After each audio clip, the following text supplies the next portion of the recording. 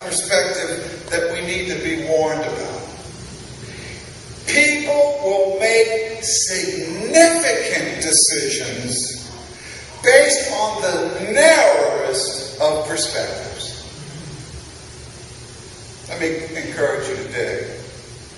When it comes to doing your best by Christ and by this church, you and I must open our eyes, take in the long view and the larger view, and not be obligated to work out our salvation by way of the narrowest view of who we are and where we are. Now, I want you to join me in reading the text for the sermon today.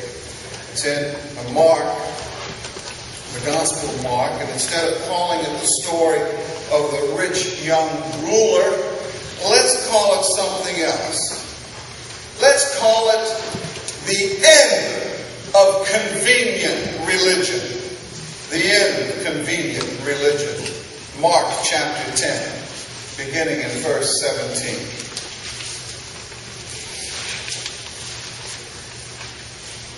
I like that sound of turning the pages in the Bible. I like that. There's a reason to go to this book. Mark chapter 10, verse 17. As he was setting out on a journey, a man ran up and knelt before him and asked him, "Good teacher,